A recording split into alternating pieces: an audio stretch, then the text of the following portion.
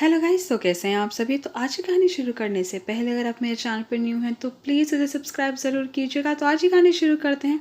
अरे जेठानी जी, ये ननंद रानी दो धारी तलवार से कम नहीं है।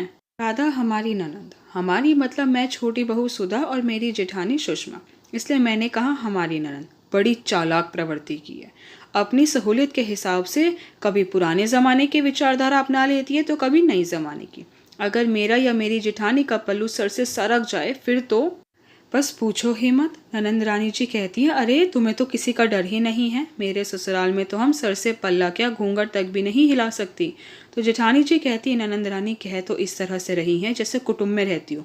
हम दो, हमारे दो का परिवार है इनका। साल दो साल में सास ससुर जो देवर के साथ रहते हैं 2-4 दिन के लिए ननंद के घर आ जाते हैं। पर सासू माँ के डर की वजह से जेठानी जी या मैं, कोई उन्हें कुछ नहीं बोलता। एक दिन हम दोनों देवरानी जेठानी मॉल घूमने गई तो नाश्ते के लिए फ्रोज़न टिक्की पोटैटो बाइट्स वगैरह ले आई और फ्रीज़र में रख दिया।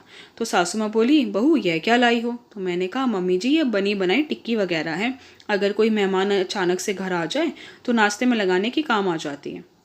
तो सासू माँ बोली, यह तो बढ़िया है। 3-4 दिन बाद नरेंद्र रानी बच्चों के साथ अपने मायके आई। तो सासू माँ बोली, बहू वो जो तुम टिक्की लाई थी ना तो वह तल दो। तो मैंने कहा, ठीक है मम्मी जी। मैंने टिक्की तल कर टमाटर प्याज काट कर पाव में लगाकर बर्गर बना दिए। बच्चों ने बहुत खुश होकर खाए। खा तो ननंद रानी भी दो गई, पर जब उनके बच्चों ने कहा मम्मा आप भी बनाना, तो सासू माँ बोली, अरे हाँ तू भी बच्चों के लिए कभी कभी घर पर बना दिया कर। अरे इसमें तो ज़्यादा मेहनत भी नहीं है, बनी बनाई टिक्की होती हैं, बस तलो और हो गई तैयार। तो ननंद रानी एकदम से बोली, अच्छा तभी मैं सोचूं इसका स्वाद बड़ा अजीब सा लग रहा है। मम्मी मुझे तो यह पैकेट वाली टिक्की पसंद ही नहीं आती, इनका तो टेस्ट ही बड़ा अजीब सा होता है। मैं तो जब भी बनाती हूँ घर की बनाती हूँ, यह बाहर वाली तो बहुत महंगी भी पड़ती हैं। इतना कहने के बाद भी वह एक और टिक्की भी खा गई। तो मुझे उनकी बातें सुनकर हंसी आ गई। एक दिन तो ननंद रानी फंस गई। वह फिल्म देखने गई हुई थी। उन्होंने जींस टॉप पहना हुआ था तो उनका बेटा उनकी कुछ फ़ोटो खींच रहा होता है। तो वह उन्हें बिना बताए फ़ोटो खींचकर, और हमारा एक सोशल मीडिया पर ग्रुप बना हुआ था प्राइवेट, जिसमें मैं और उनकी 1-2 सहेलियां सब थी, उसमें भेज दिया। उन्होंने थोड़ी देर में वह फ़ोटो डिलीट भी कर दी थी ग्रुप में से, पर तब तक मैं फ़ोटो का स्क्रीनशॉट ले चुकी थी। अब बच्चे को क्या पता मम्मी क्या करती है क्या नहीं। मैंने वह फ़ोटो जेठानी जी को दिखाई तो वह शॉक रह गई और बोली, अरे यह तो हमारी संस्कारी घूंघट में रहने वाली ननंद रानी है। फिर हमने उनकी पोल पट्टी खोलने का प्लान बनाया। कुछ ही दिनों में जेठानी जी की बेटी का जन्मदिन आ रहा था, तो उस दिन ननंद रानी भी घर पर आने वाली थी।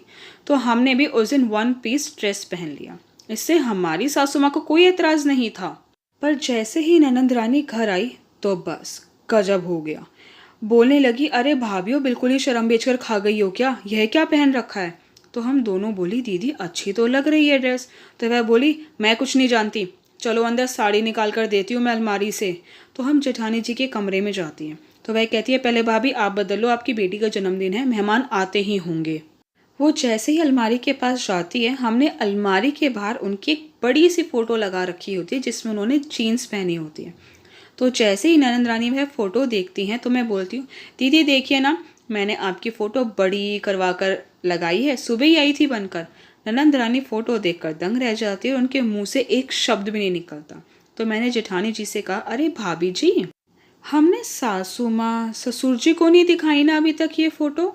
तो जेठानी जी कहती है, हाँ सुबह से टाइम ही नहीं मिला, चलो अभी बाहर चलते हैं, पहले कपड़े बदल लेते हैं, ठीक है ना दीदी। तो ननंद रानी बोली, अरे भाभी मैं तो मजाक कर रही थी, कहाँ आप पहले ज़माने की बातें लेकर बैठ जाती हो, शर्म तो आंखों में होती है, और आप दोनों तो इतनी सुंदर लग रही हो, चलो सब इंतज़ार कर रही होंगी ना बाहर। और नंद रानी जल्दी से बाहर चली जाती है। तो जेठानी जी बोली, देवरानी जी आज तो तुमने हमारी दो धारी तलवार पे जंग लगा दिया, आगे से जख्म देने मतलब ताना मारना छोड़ देगी, इसे कहते हैं 100 सुनार की 1 लोहार की। और हम दोनों एक दूसरे की तरफ देखकर हंसती हैं अपनी जीत पर। आई होप गाइस कि आपको मेरी वीडियो पसंद आई। आपको मेरी वीडियो पसंद आई है तो प्लीज़ उसे लाइक ज़रूर कीजिएगा, शेयर कीजिएगा, मुझे कमेंट करके बताइएगा कि आपको मेरी वीडियो कैसी लगी।